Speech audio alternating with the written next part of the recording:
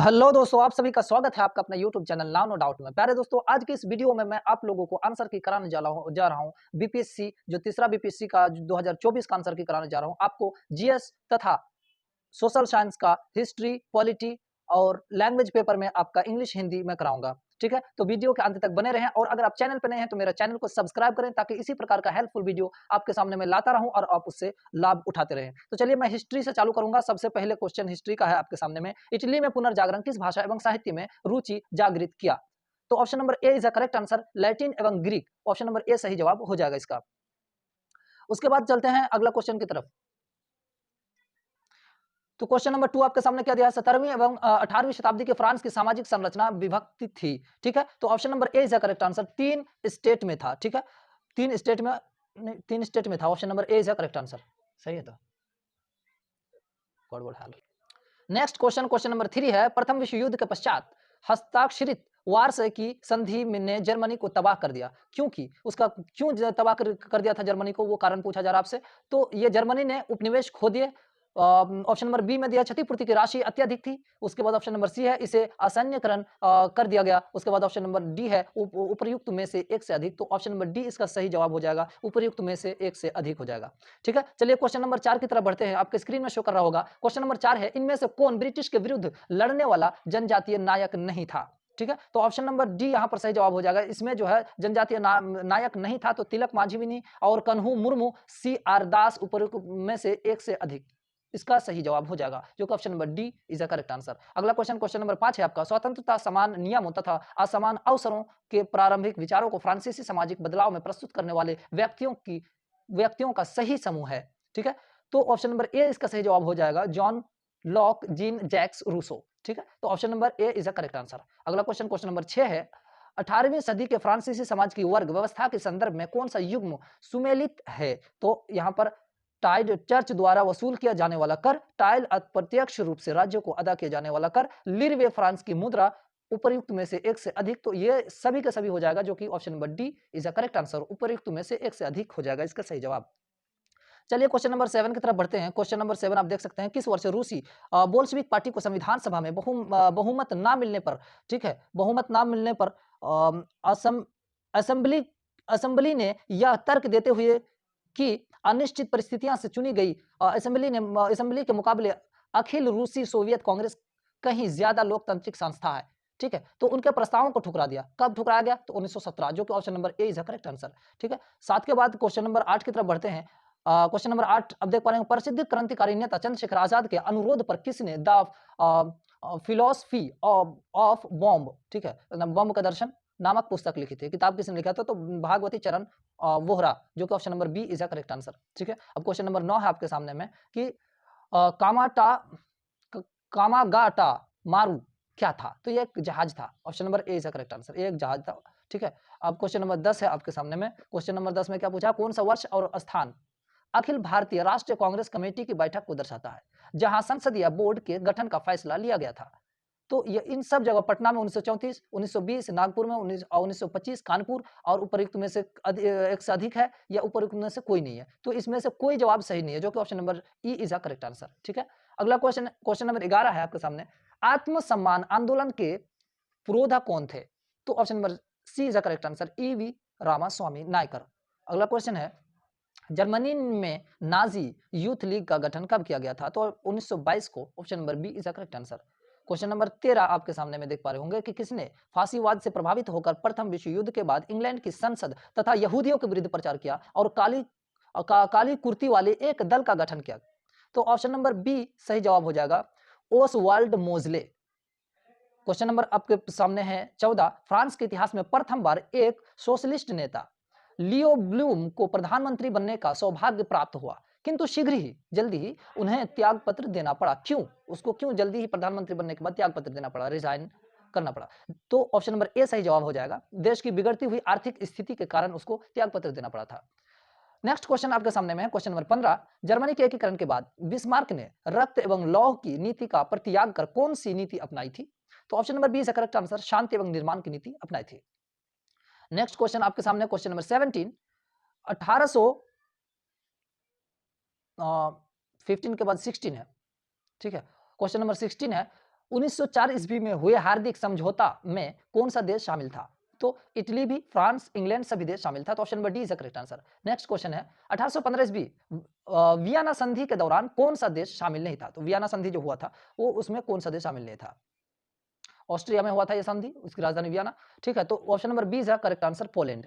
अगला क्वेश्चन, यूरोपीय राष्ट्रवादी आंदोलन के दौरान प्रतीकात्मक शब्दावलियों का कौन सा युग्म सही था? तो ऑप्शन नंबर यहाँ पर डी सही, यानी उपयुक्त तो सभी उनमें से एक से अधिक हो जाएगा, यानी काला, लाल और सुनहरा तिरंगा 1848 में उदारवादी राष्ट्रवादी का झंडा भी है, और उगते सूर्य की किरण एक नए युग का सूत्रपात। ठीक है, तो option number D is the correct answer. अगला क्वेश्चन है question number 19 census report of central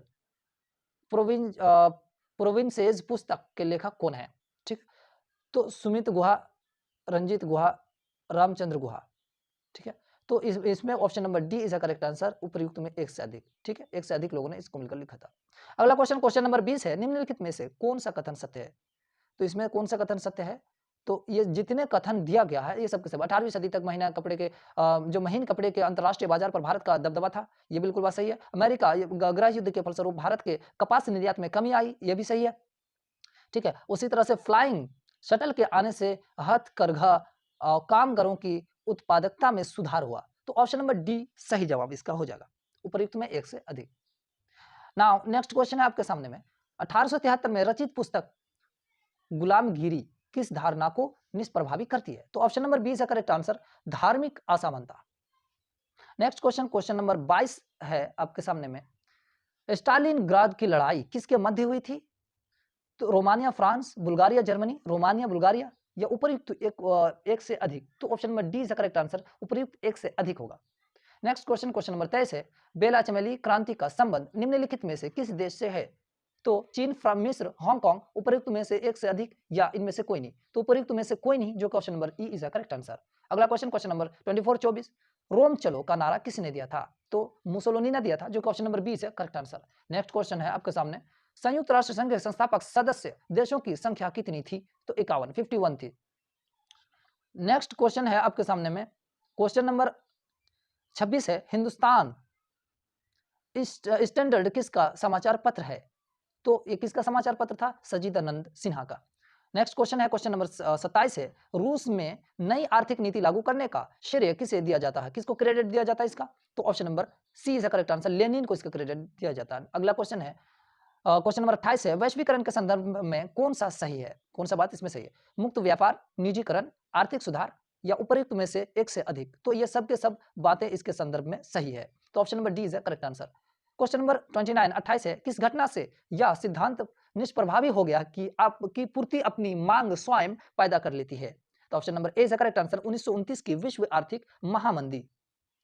अगला क्वेश्चन की तरफ बढ़ते हैं, क्वेश्चन नंबर 30 आपके सामने में है, ब्रिटेन में कृषि क्रांति के शिल्पकार के रूप में जाने जाते थे। किसको जाने जाते थे शिल्पकार के रूप में कृषि का? लॉर्ड टाउनशेंड, जो कि option number C is the correct answer. अगला क्वेश्चन क्वेश्चन नंबर 31 है आपके सामने, प्रथम विश्व युद्ध कब लड़ा गया? तो आपको पता होगा 1914 से 1918 के बीच। अगला क्वेश्चन है क्वेश्चन नंबर 32, औपनिवेशिक काल में कौन सा प्रमुख उद्योग क्षेत्र भारतीयों के हाथ में था? तो यह वस्त्र कपास उद्योग था भारत के हाथ में। Option number C is the correct answer. Question number 33 है, महात्मा गांधी ने चंपारण यात्रा किस वर्ष में की थी? तो option number C is the correct answer, ये महात्मा गांधी ने चंपारण यात्रा जो की थी 1917 में। ऑप्शन नंबर सी सही जवाब हो जाएगा। अगला क्वेश्चन क्वेश्चन नंबर 34 है, भारत में प्रथम छापाखाना किस वर्ष तथा किसके द्वारा स्थापित किया गया? तो ऑप्शन नंबर ई सही जवाब हो जाएगा, इसलिए कि 1957 में भी पुर्तगाली ने नहीं किया था, 1912 ब्रिटिश, ये भी गलत जवाब, 1950 डच, ये भी गलत जवाब। तो क्योंकि ये सब के सब गलत जवाब है, तो उपयुक्त में से कोई नहीं हो जाएगा, इसका सही जवाब option number E is the correct answer. अब अगला क्वेश्चन क्वेश्चन नंबर 35, इनमें से कौन पेरिस शांति सम्मेलन के बड़े 4 परिषदों का सदस्य था? तो यहां था आपका पहला ऑप्शन है कि लॉयड जॉर्ज, दूसरा है Woodrow Wilson, option number C है ऑरलैंडो, ऑप्शन नंबर डी है उपयुक्त में से एक से अधिक। तो ऑप्शन नंबर डी इसका सही जवाब। क्वेश्चन नंबर 36 है, किस वर्ष लॉर्ड लिटन ने भाषाई आधार पर प्रेस की स्वतंत्रता को प्रतिबंधित कर दिया? तो option number A is the correct answer, 1878 ईस्वी। क्वेश्चन नंबर 37 है, जलियांवाला बाग नृशंस हत्याकांड किस दिन हुआ था? तो वैशाखी के दिन। Option number B is the correct answer. अब क्वेश्चन नंबर 38 की तरफ हम लोग बढ़ते हैं। क्वेश्चन नंबर 38 आपके सामने है, 1942 में किसने भारत छोड़ो आंदोलन का क्या क्या किया था? आहन किया था, शुरुआत किया था तो महात्मा गांधी ने किया था। Option number B is the correct answer. Next question, question number 39 है, किसने भारत में आधुनिक छपाई तकनीक का प्रारंभ की शुरुआत की? तो option number C is the correct answer, पुर्तगाली ने। अगला क्वेश्चन की तरफ बढ़ते, क्वेश्चन नंबर 40 है, जलियांवाला बाग नरसंहार की जांच हेतु गठित जो बॉर्डर एकायरी कमेटी यानी हंटर कमेटी जिसे कहा जाता है, में किस भारतीय को स्थान मिला था? तो ये सब के सब सर चिमन लाल हरिलाल सितलवाड, बी है पंडित जगन नारायण, सी है सुल्तान अहमद खान। तो उपयुक्त में एक से अधिक, ये सबके सबको जो हंटर कमेटी है जांच हुआ था जलियांवाला बाग के लिए, जो जहां हत्या हुआ था, तो उसमें सबके सब शामिल थे, उसके स्थान इन सबको मिला था। चलिए अब अगला हम लोग बढ़ते हैं जनरल स्टडीज की तरफ और इसका क्वेश्चन को अब हम लोग हल करते हैं। तो जनरल स्टडी में आपके सामने में प्रथम क्वेश्चन है, यदि x इज इक्वल टू है ना 3/2 का होल स्क्वायर इनटू में 2/3 का माइनस पावर 4 दिया है, तो हो तो x का पावर -2 का मान आपसे पूछा गया है, जो कि ऑप्शन नंबर सी से करेक्ट आंसर हो जाएगा। 3/2 इंटू पावर जो है -12 हो जाएगा आपका। ठीक है, नेक्स्ट क्वेश्चन, क्वेश्चन नंबर 32 है आपके सामने में कि 1000 पर 2 वर्ष के लिए 4% प्रति वर्ष की दर से चक्रवृद्धि ब्याज है। तो इसका ऑप्शन नंबर ई सही जवाब हो जाएगा, यानी जितने दिए हैं 40 रुपए 41 पॉइंट जो 41 रुपये 80 पैसे 45 रुपये सबके सब गलत जवाब है, तो सही जवाब ई हो जाएगा, उपयुक्त में से कोई नहीं। अगला क्वेश्चन है क्वेश्चन नंबर 33, एक नियमित बहुभुज जिसके प्रत्येक बाह्य कोण की माप 45 डिग्री हो की भुजाओं की संख्या दिया गया है, आपको कोण यहाँ पर दिया है, तो कितना हो जाएगा? Option number C is the correct answer, 8 इसका भुजा की संख्या हो जाएगा इसमें। अगला क्वेश्चन, क्वेश्चन नंबर आपके सामने में 34 है, अब देख सकते हैं क्वेश्चन नंबर 34, एक घनाभकार बर्तन 10 सेंटीमीटर लंबा और 8 सेंटीमीटर चौड़ा है, 480 घन सेंटीमीटर तरल पदार्थ को रखने के लिए इसे कितना ऊंचा बनाया जाना चाहिए? तो 6 centimetre, option number A is the correct answer. अगला क्वेश्चन, क्वेश्चन नंबर 35, कितनी संख्या का 4 गुना 60 से उतना ही कम है जितना कि उसका 7 गुना 61 से अधिक वह संख्या है? तो 11 हो जाएगा, option number B is the correct answer. Next question है क्वेश्चन नंबर 36, आपके सामने देख सकते हैं क्वेश्चन नंबर 36 से, एक आयत की चौड़ाई उसकी लंबाई की 3/4 है, यदि आयत का परिधि कितना है 546 सेंटीमीटर हो, तो आयत की बीमाई पूछा है, कितना सेंटीमीटर है आयत की बीमाई? तो ऊपर में जितने सारे मान है सबके सब गलत है, तो option number E is the correct answer, उपयुक्त में से कोई नहीं। क्वेश्चन नंबर 37 37 है, एक बैग में 187 एक बैग में 187 एक बैग में 187 रुपया है कहने का मतलब, और 1 रुपये 50 पैसे और 10 पैसे के सिक्कों के रुपयों में 3 अनुपात 4 अनुपात 5 अनुपात के अनुपातों में है, बैग के प्रत्येक प्रकार के सिक्कों की संख्या क्रमशः है, तो ऑप्शन नंबर ए हो जाएगा सही जवाब, 102, 136 और 170, जो ये सब सिक्कों की संख्या दिया अनुपात में 3, 4 और 5 के अनुपात में है, तो इसका आंसर क्या निकल कर आ जाएगा 102, 136, 170। अब क्वेश्चन नंबर हम लोग 38 की तरफ बढ़ेंगे। क्वेश्चन नंबर 38 आपके सामने, यदि वृत्त की त्रिज्या 40% बढ़ा दी गई हो, एक वृत्त है उसकी त्रिज्या बढ़ा दी गई हो, तो उसका क्षेत्रफल बढ़ जाएगा, कितना क्षेत्रफल बढ़ जाएगा? तो 96%, यानी 96% इसका क्षेत्रफल बढ़ जाएगा। अगला क्वेश्चन, क्वेश्चन नंबर आपके सामने में है 39, ठीक है, 39 नंबर क्वेश्चन है, यह आपके सामने में क्वेश्चन है थोड़ा सा मिटा हुआ है, जियोस्टेशनरी यानी उपग्रह अनुमानता किस ऊंचाई पर होता है? ठीक है, उपग्रह जो सैटेलाइट होता है कितने ऊंचाई पर होता है ये पूछा है सिंपली, तो 35,000 किलोमीटर ऊंचाई पर होता है। ठीक है, अगला क्वेश्चन, क्वेश्चन नंबर 40 है, किसी परिपथ में कौन सा पद विद्युत पावर को प्रदर्शित नहीं करता? तो ये तो बच्चा को भी पता है, IR स्क्वायर, जो option number B is the correct answer, physics का क्वेश्चन है। क्वेश्चन नंबर अब हम बढ़ेंगे 41, ठीक है, 40 हो गया, 41, साबुन उद्योग का उपजात क्या है? इसका उपजात क्या हो जाएगा साबुन उद्योग का? यह है glycerol, glycerol, option number A is the correct answer. अगला क्वेश्चन, क्वेश्चन नंबर 42 है, प्रतिदिन ट्यूब में प्रायः किस पदार्थ का उपयोग किया जाता है? ठीक है, तो मरकरी वाष्प तथा ऑर्गन का प्रयोग किया जाता है, जो प्रतिदीप्त ट्यूब है यानी मरकरी वगैरह जो जलते हैं ट्यूबलाइट, तो उसमें मरकरी वाष्प तथा ऑर्गन का इस्तेमाल होता है, जो question number B is the correct answer. Question number आपके सामने में 43 है, रक्त में कौन सा तरल माध्यम होता है? तो ये होता है आपका option number C is the correct answer, plasma होगा, प्लाविका कहते हैं उसको, वही प्लाज्मा। अगला क्वेश्चन, क्वेश्चन नंबर 44 है आपके स्क्रीन पर, कि पाचन के बाद प्रोटीन किस में परिवर्तित होते हैं? तो एमिनो एसिड में वो परिवर्तित हो जाती है पेट में पाचन के बाद प्रोटीन। अगला क्वेश्चन की ओर बढ़ते हैं, क्वेश्चन नंबर 45, क्लोरीन की रासायनिक अभिक्रिया के कारण जब वातावरण में आपके वातावरण में क्लोरोफ्लुओरोकार्बन यानी CFC निर्युक्त होते हैं, तो निम्नलिखित में से क्या विनष्ट होता है? तो ओजोन मॉलिक्यूल हो जाएगा। Option number C is a correct answer. अगला क्वेश्चन, क्वेश्चन नंबर 46, 46। क्वेश्चन नंबर 46 आपके सामने है। इकोसिस्टम में बैक्टीरिया किस रूप में क्रियाशील होते हैं? तो आप घटक के रूप में वो चीजों को खाकर खत्म करते हैं, आप घटक के रूप में उसका इस्तेमाल होता है। ठीक है, तो option number C is correct answer, क्रियाशील होते हैं। अगला क्वेश्चन, क्वेश्चन नंबर 47। हाल ही में ताइवान के निर्वाचित राष्ट्रपति लाई चिंग-ते को उनकी चुनावी जीत पर बधाई देने के बाद किस देश की सरकार ने फिलीपींस के राष्ट्रपति फर्डिनांड मार्कोस जूनियर को आग से ना खेलने की चेतावनी दी? तो ऑप्शन नंबर बी हो जाएगा करेक्ट आंसर, चीन, चीन ने। ठीक है, क्वेश्चन नंबर 48 है आपके सामने में। विश्व आर्थिक मंच, वर्ल्ड इकोनॉमिक क्या फोरम के संस्थापक कौन थे, जिसकी 54वीं वार्षिक बैठक जनवरी 2024 में दावोस स्विट्जरलैंड में हुई थी? तो इसका ऑप्शन नंबर ए इसका करेक्ट आंसर हो जाएगा, क्लास शॉप। अगला क्वेश्चन को बढ़ते हैं, क्वेश्चन नंबर 49। भारत ने निम्नलिखित में से किस देश में फरवरी 2024 के दूसरे सप्ताह में अपना एकीकृत भुगतान इंटरफेस यूपीआई सिस्टम लॉन्च किया? तो मॉरिशस, मालदीव, श्रीलंका। तो ऑप्शन नंबर डी इसका सही जवाब, उपयुक्त में से एक से अधिक, यानी ये सब। क्वेश्चन नंबर 50 की ओर बढ़ते हैं, 50। क्वेश्चन नंबर 50 है क्वेश्चन नंबर, भारत के निम्नलिखित में से किस राज्य ने 6 फरवरी 2024 को राज्य विधानसभा में समान नागरिक संहिता यूसीसी 2024 विधेयक या फिर विधेयक पेश किया और ऐसा करने वाला पहला राज्य बना? पहला राज्य ऐसा करने वाला कौन वाला बना? तो ये हिमाचल प्रदेश भी नहीं, कर्नाटक भी नहीं होगा और राजस्थान में भी नहीं, यानी उपयुक्त में से इसमें से कोई नहीं है। ठीक है, तो अगला क्वेश्चन की ओर बढ़ते हैं, क्वेश्चन नंबर 51, 51 है। CAR-T सेल थेरेपी जिस हाल ही में भारत के दवा नियामक द्वारा अनुमोदित किया गया है, रोगी की प्रतिरक्षा प्रणाली को अनुवांशिक रूप से प्रोग्राम करके किस बीमारी से लड़ने के लिए एक अग्रणी उपचार है? तो कैंसर से लड़ने के लिए एक अग्रणी उपचार है और इसमें आगे बढ़ रही है। ठीक है, तो ऑप्शन नंबर बी सही जवाब हो जाएगा। नेक्स्ट क्वेश्चन है क्वेश्चन नंबर 52। उस ब्रिटिश गिटार वादक का नाम बताइए जिसने जाकिर हुसैन और 3 अन्य भारतीयों के साथ दिस मोमेंट पर सर्वश्रेष्ठ वैश्विक संगीत एल्बम के लिए 2024 ग्रैमी पुरस्कार जीता? तो उसका नाम था जॉन माइकल कॉलिन, जो कि option number A is a correct answer.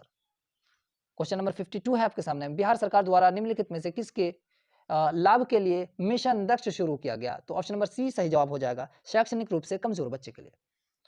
अगला क्वेश्चन है आपके सामने में, उड़ीसा में गुप्तेश्वर शिव मंदिर से सटा प्रसिद्ध गुप्तेश्वर वन, जिसे हाल ही में चौथा जैव विविधता विरासत स्थल BHS घोषित किया गया, किस जिले में स्थित है? तो ऑप्शन नंबर सी से करेक्ट आंसर हो जाएगा, कोरापुट। अगला क्वेश्चन, क्वेश्चन नंबर आपके सामने में है 55 यानी 55। बाल्टोरो हिमनद अवस्थित है कहां पर? तो ये हो जाएगा ऑप्शन नंबर ए से करेक्ट आंसर, काराकोरम में। क्वेश्चन नंबर आपके सामने 56 है, केंद्रीय उच्च भूमि के संबंध में निम्नलिखित कथनों में से कौन सा सही है? तो ऑप्शन नंबर बी से करेक्ट आंसर, इसका पश्चिमी भाग मालवा पठार है। तो ऑप्शन नंबर बी इसका सही जवाब। अगला है क्वेश्चन नंबर 57, निम्नलिखित में से कौन सी उथली झील है? तो ऑप्शन नंबर बी सही जवाब हो जाएगा, खारी झील उथली झील है। अगला क्वेश्चन, क्वेश्चन नंबर 58 है, निम्नलिखित में से कौन सा जियोम यानी बायोम चैपेराइल के रूप में जाना जाता है? तो option number A is correct answer, भूमध्य सागरीय झाड़ी वन, इसे चैपेराइल के रूप में जाना जाता है। तो option number A is correct answer. Question number 59 है, सूची 1 और सूची 2 से सुमेलित कीजिए और नीचे दिए गए कुछ से सही उत्तर चुनिए। तो इसका ऑप्शन नंबर बी सही जवाब हो जाएगा। ठीक है, अब आपके सामने क्वेश्चन नंबर 60 है, आप देख सकते हैं क्वेश्चन नंबर 60 दिया है, टफ किससे संबंधित है? टफ किससे संबंधित है? तो ये अवसादी परत से, जो कि option number A is a correct answer. अगला क्वेश्चन नंबर 61 की तरफ बढ़ते हैं, आंधीवासी बस्तियां किस नाम से जानी जाती है? तो option number B is a correct answer, अनौपचारिक बस्ती के नाम से जानी जाती है।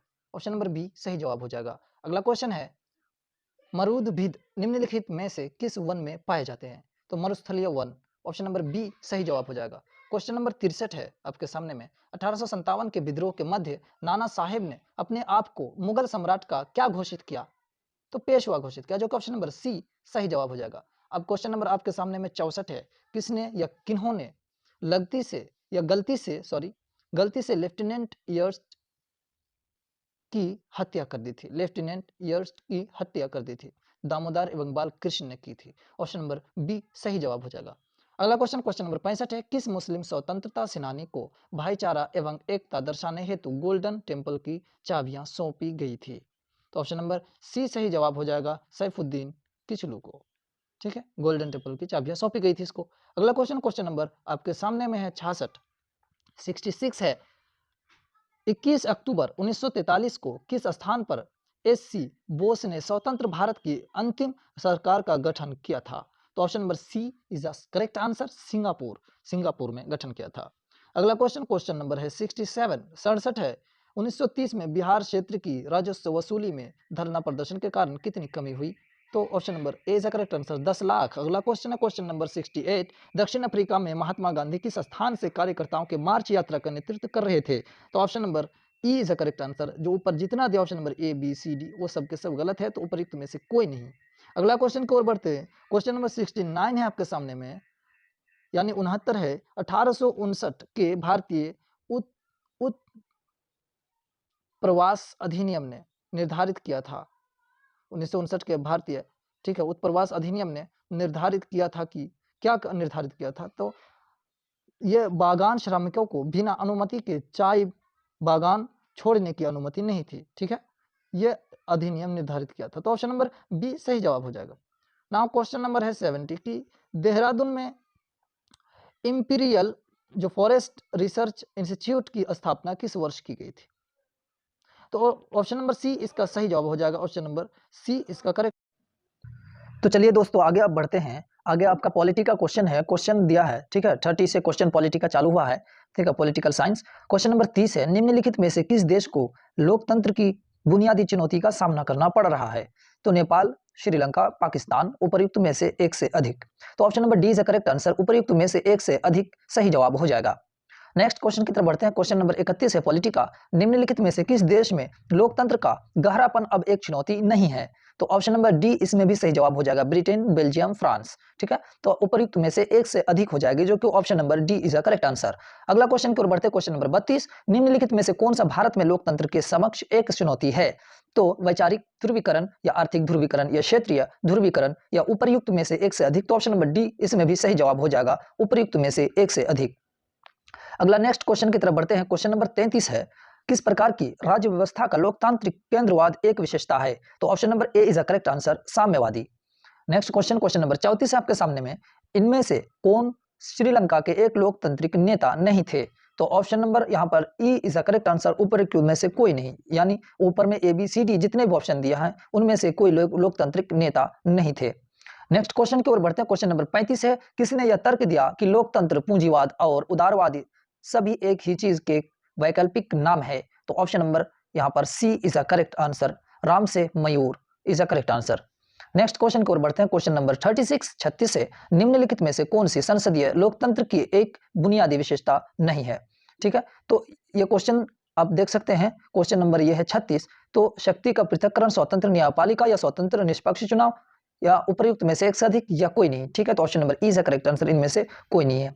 नेक्स्ट क्वेश्चन की ओर बढ़ते हैं, क्वेश्चन नंबर 37 है, भारत के संविधान सभा के अंतिम अध्यक्ष कौन थे? तो सच्चिदानंद सिन्हा, जो ऑप्शन नंबर यहाँ पर B will be the correct answer. Next question, question number 38 आप देख सकते हैं, निम्नलिखित में से किस संस्था को ब्रिटिश संसदीय व्यवस्था का सर्वोच्च प्राधिकरण माना जाता है? तो आपका option number B is the correct answer, सांसद। अगला क्वेश्चन की ओर बढ़ेंगे, 38 के बाद क्वेश्चन नंबर 39, सामुदायिक सरकार निम्नलिखित में से किस देश में सत्ता में साझेदारी की एक प्रकार है? तो option number A is the correct answer, Belgium. अगला क्वेश्चन है आपके सामने में, लोकतंत्र से क्या तात्पर्य है? तो लोगों का शासन, जो कि option number B is the correct answer. अगला क्वेश्चन आपके सामने, सूचना का स्वतंत्रता अधिनियम बना तो 2001 में नहीं बना, 2005 में बना था, इसलिए उपयुक्त में से कोई नहीं हो जाएगा, option number E is a correct answer.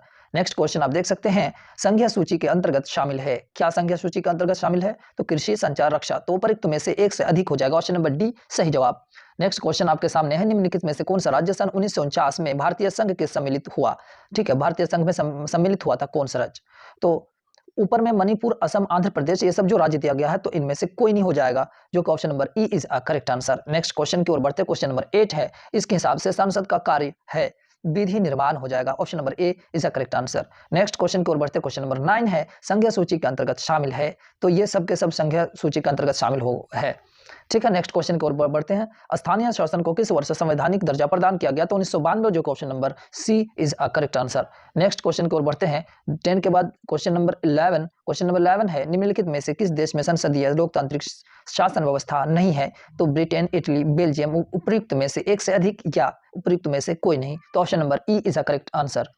Next question, question number 12 की ओर बढ़ेंगे, लेकिन यहाँ पर आपका थोड़ा सा आगे पीछे हो गया है, ठीक है, पेज, इसलिए कोई दिक्कत नहीं है। यहाँ पर वो 9 से चालू हुआ था, यहाँ से 1 से चालू होगा। ठीक है, आप देख सकते हैं। इस सेट के हिसाब से एक आदर्श संविधान के विषय में सत्य कथन की पहचान कीजिए, तो option number D is a correct answer हो जाएगा, उपयुक्त में से एक से अधिक।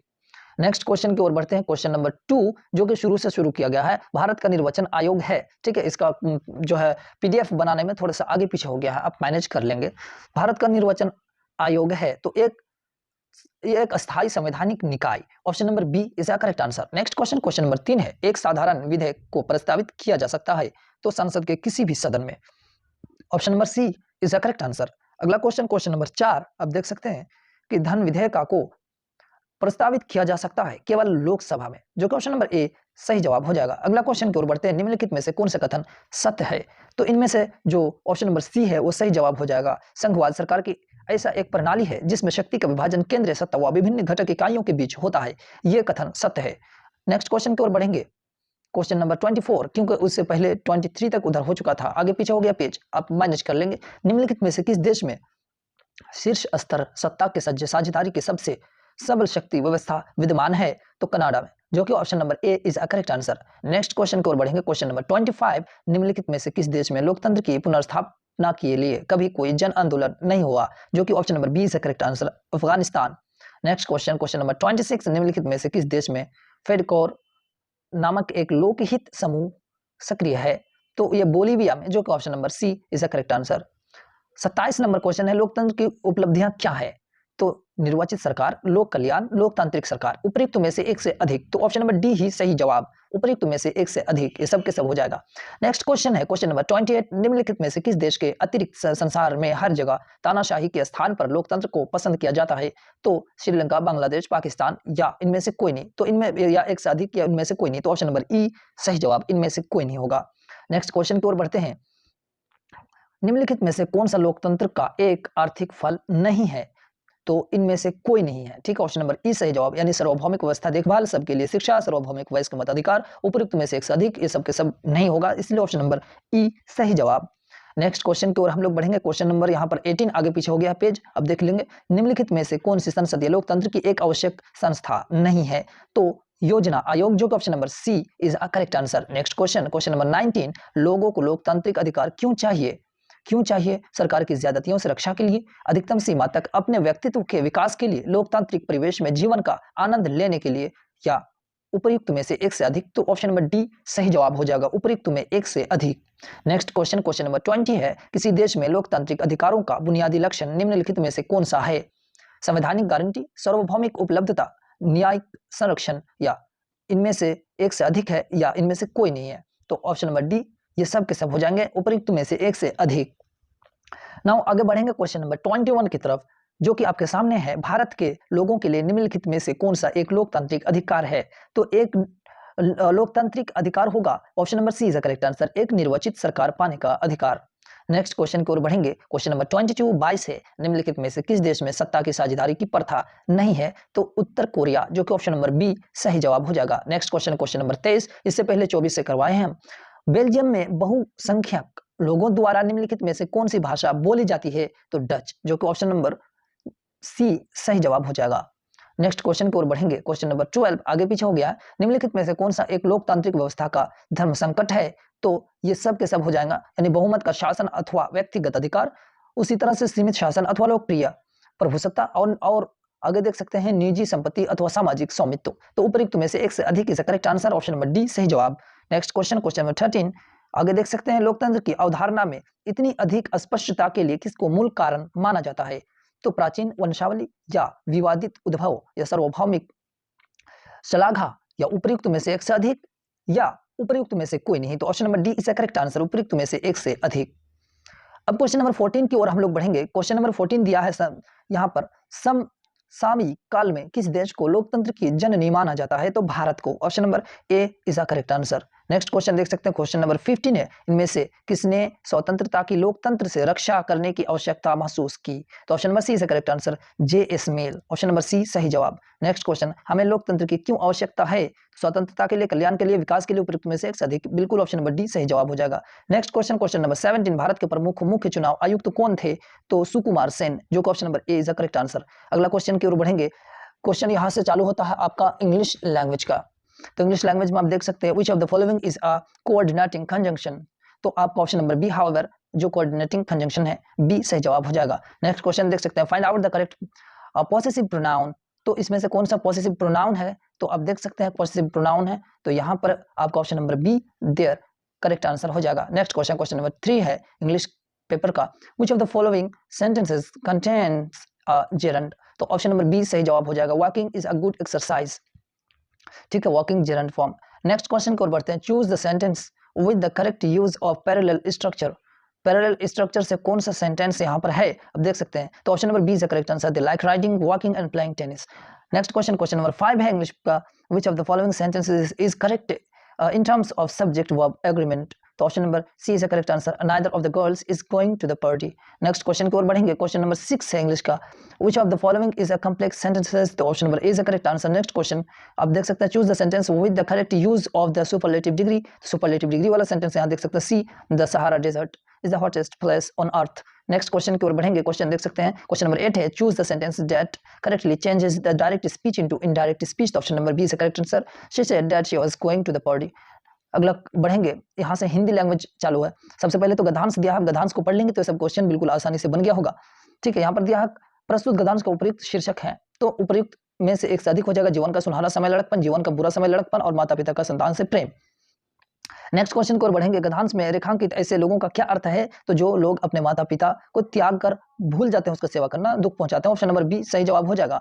नेक्स्ट क्वेश्चन की ओर आप बढ़ेंगे तो आपके सामने क्वेश्चन है, मनुष्य को किसी प्रकार की चिंता कब नहीं होती? तो लड़कपन में, जो कि option number A is the correct answer. Next question, दुख की बात क्या है? तो दुख की बात क्या है? तो ऊपर में जितने दिए गए हैं ओ ए बी सी, वो सब के सब दुख की बात है, यानी गद्यांश पढ़ के समझ में आएगा। कुछ लोग माता पिता को त्याग और सेवा को भूल जाते हैं। ठीक है, त्याग देते हैं, सेवा करना भूल जाते हैं। बी है, कुछ लोग माता पिता को दुख पहुंचाते हैं। सी है, कुछ लोग माता पिता को घर से बाहर निकाल देते हैं। तो ये उपयुक्त एक से अधिक हो जाएगा, सही जवाब। नेक्स्ट क्वेश्चन, मनुष्य के जीवन का सबसे अच्छा समय है? तो लड़कपन, ऑप्शन नंबर सी सही जवाब। नेक्स्ट क्वेश्चन देख सकते हैं, माता पिता स्वयं बहुत कष्ट क्यों सहते हैं? तो अपने संतान के सुख के लिए, ऑप्शन नंबर बी सही जवाब हो जाएगा।